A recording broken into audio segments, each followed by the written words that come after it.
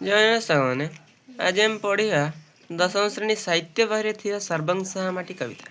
कविताटी को लिखिं कवयित्री विद्युत प्रभा देवी।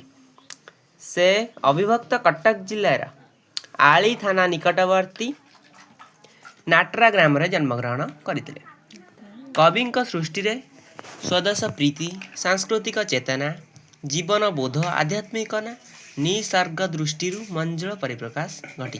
तांकर किछि कृति हेउछि सारस्वत प्रतिभा, कनकांजलि, मरीचिका, बिहायसी, झरासिउड़ी। एगुड़िक तांकर किछि कृति। संचयन पुस्तक पई से ओडिया साहित्य एकाडेमी तरफ पुरस्कृत। एटा बोर्ड क्वेश्चन, एटा किछि समय बोर्ड रु मध्य पड़े।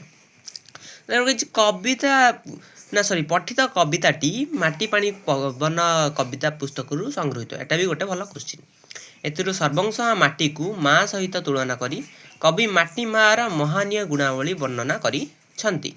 कवयित्री विद्युत प्रभा देवी मनुष्यर सुप्त दिव्य चेतना को जागृत करिया पई मध्य आह्वान दैछंती। चलंतु कविताटी को आरंभ करिबा। सरब सहणी माटी सबुरी उपरे स्नेह तोहर समाने देइछु बांटी। सरब सहणीर अर्थ हेउची जे सबु किछि सही जाए बा जहार सबु किछि सहीबार गुण थाए ताको आमे कहबा सरब सहणी।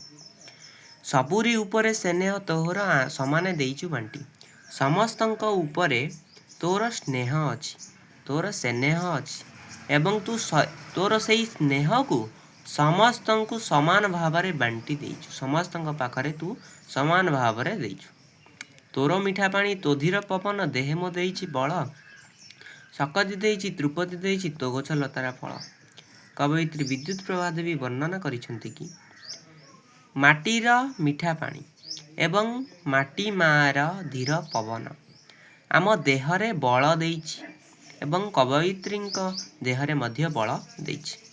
सकति देइछि त्रुपति देइछि तो गछ लतार फल एवं माटी मार गछ लतार फल। माटी मा देहरे जो गछ लता गुड़ाक न थाए ना से गछ लतार फल आम देह को शक्ति जोगाई थाए एवं तृप्ति मध्य देई थाए। तो चलंतु अन्यटा देखिया। सबुज घासर कअंल बिछଣା दिए कि आराम मते माँ परी मोर अली अरदली केते न सहिछु सते।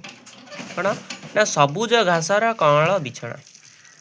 सबुज जो घास गुड़िक सब होते से गुड़िक कवयित्रींक पई कअंल बिछଣା परिका लागे एवं सेई बिछଣାटी आरामदायक मध्य थाए। आमे समस्ते मध्य देखिछंती कि कअंल घास गुड़िक आराम ही आरामदायक रुहे।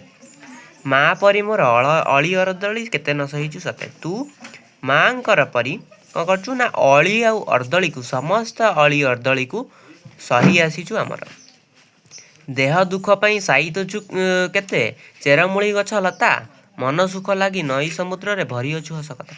कौन ना देह दुख पई साइतछु केते जे आम देह दुख पई आम देह खराब हेले आम पई चेरमूली गछ लता रखी जाइछि। किपरि ना आमे समस्त जानिछंती कि आयुर्वेदिक जो अच्छी मेडिसिन ये रे से आयुर्वेदिक टी चेरमूली गछ लता रु ही होता है। आयुर्वेदिक मेडिसिन टी आउ एलोपाथी भी आमर अधिकांश चेरमूली गछ लता रु ही होता है।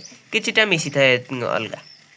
मन सुख लगी नई समुद्र रे भरी अछु हस कथा। आम मनर सुख लगी आमे हसिबा बोली आम हस कथा को कोठी ना नदी एवं समुद्र रे भरी कि रखी अछु। आम ओडिसा रे तो बहुत नदी अछि से नदी गुड़िकर मध्य हस कथा अछि। बुकुम फुलाए आखिम भुलाए तो बण पक्षीर डाक सरग डाकिले मन बळे नाही छाड़ीबाकू तोर काख। कौन ना बुकुम फुलाए मो हृदय फुलाए एवं मो आखि भुलाए हो जाए एवं मु जानी पारे नहीं तो बण पक्षीर डाक। तोर जो बण अछि सेठी जो पक्षी माने अछंती से माने यदि डाकी दियंती ना मु किछि जानी पारे नहीं, मु आचंबित हो जाए। सरग डाकिले मन बळे नहीं छाड़ीबाकू तोर काख। जदि स्वर्ग भी डाके तेबे मु तोर काख को छाड़ीबी नाही बोली कवि कवयित्री विद्युत प्रभा देवी कहिछंती। जन्म कालू जे देह तो आघात केते न देइछि मुही निज छुआ बोली सबु दोष सिना क्षमी छु एका तुही।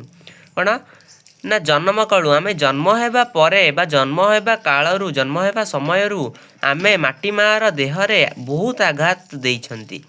आमे बहुत ताकू खोलीचंती हाणीचंती सबू जिनिस करिचंती किंतु से आमको किछि कही नहीं केते न से आम कथा को सबू को सही जाइछि खोला ए को सबू सही जाइछि